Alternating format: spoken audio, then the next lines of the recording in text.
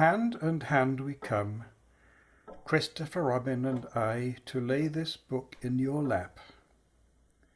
Say you're surprised, say you like it, say it's just what you wanted, because it's yours, because we love you. Once upon a time, a very long time ago, about last Friday, Winnie the Pooh lived in a forest all by himself under the name of Sanders. What does under the name mean? Asked Christopher Robin. It means he had the name over the door in gold letters and lived under it. Winnie the Pooh wasn't quite sure, said Christopher Robin. Now I am, said a growly voice. Then I will go on, said I. One day when he was out walking, he came to an open place in the middle of the forest, and in the middle of this place was a large oak tree, and from the top of this tree there came a loud buzzing sound. Winnie the Pooh sat down at the foot of the tree, put his head between his paws, and began to think. First of all he said to himself, "That buzzing noise means something. You don't get a buzzing noise like that, just buzzing and buzzing, without its meaning something. If there's a buzzing noise, somebody's making a buzzing noise, and the only reason for making a buzzing noise that I know is because you're a bee." Then he thought for another long time and said, "And the only reason for being a bee that I know of is making honey." And then he got up and said, "And the only reason for making honey is so I can eat it." And he began to climb the tree. He climbed and he climbed and he climbed, and as he climbed, he sang a little song to himself. It went like this. "Isn't it funny how a bear likes honey? Buzz, buzz, buzz, I wonder why he does." Then he climbed a little further and a little further, and then just a little further. By that time he had thought of another song. "It's a very funny thought that if bears were bees, they'd build their nests at the bottom of trees, and that being so, if the bees were bears, we shouldn't have to climb up all these stairs." He was getting rather tired by this time, so that is why he sang a complaining song. He was nearly there now, and if he just stood on that branch, crack!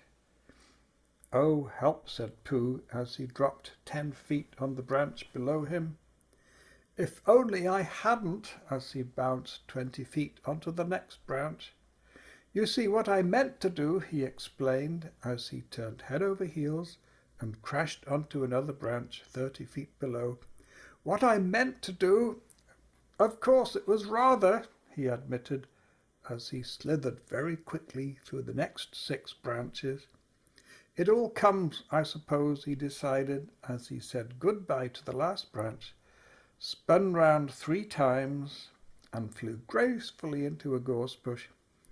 "It all comes of liking honey so much. Oh, help!" He crawled out of the gorse bush, brushed the prickles from his nose, and began to think again. And the first person he thought of was Christopher Robin. "Was that me?" said Christopher Robin in an awed voice, hardly daring to believe it. "That was you." Christopher Robin said nothing, but his eyes got larger and larger, and his face got pinker and pinker. So Winnie the Pooh went round to his friend Christopher Robin, who lived behind a green door in another part of the forest. "Good morning, Christopher Robin," he said. "Good morning, Winnie the Pooh," said you. "I wonder if you've got such a thing as a balloon about you." "A balloon?" "Yes, I just said to myself coming along, I wonder if Christopher Robin has such a thing as a balloon about him. I just said it to myself, thinking balloons and wondering. What do you want a balloon for, you said. Winnie the Pooh looked round to see that nobody was listening, put his paw to his mouth and said in a deep whisper, Honey! But you don't get honey with balloons. I do, said Pooh. Well, it just happened that you had been to a party the day before at the house of your friend Piglet, and you had balloons at the party. You had a big green balloon, and one of Rabbit's relations had a big blue one and had left it behind, being really too young to go to a party at all.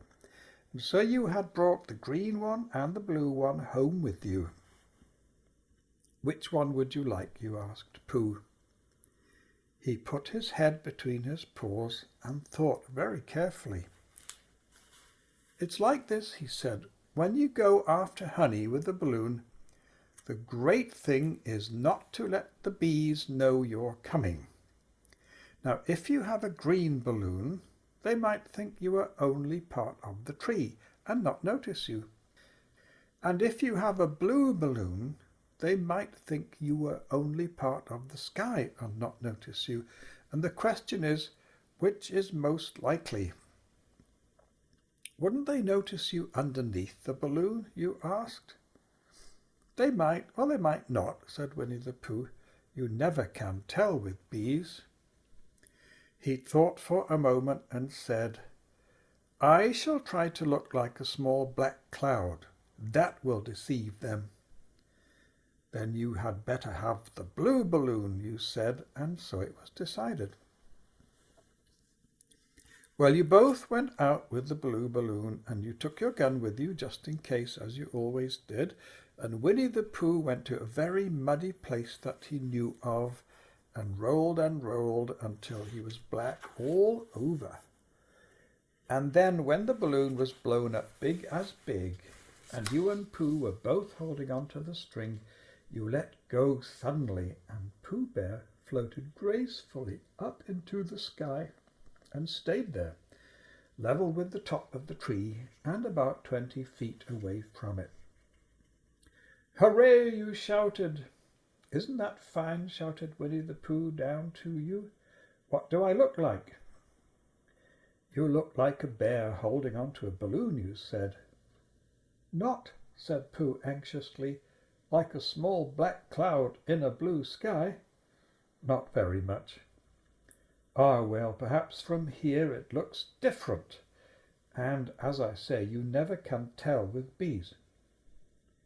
There was no wind to blow him nearer to the tree, so there he stayed. He could see the honey, he could smell the honey, but he couldn't quite reach the honey. After a little while he called down to you. Christopher Robin, he said in a loud whisper. Hello. I think the bees suspect something. What sort of thing? I don't know, but something tells me that they're suspicious. Perhaps they think that you're after their honey. It may be that. You never can tell with bees. There was another little silence, and then he called down to you again. Christopher Robin! Yes? Have you an umbrella in your house? I think so. I wish you would bring it out here and walk up and down with it and look up at me every now and again and say, tut, tut, it looks like rain. I think if you did that, it would help the deception which we are practicing on these bees.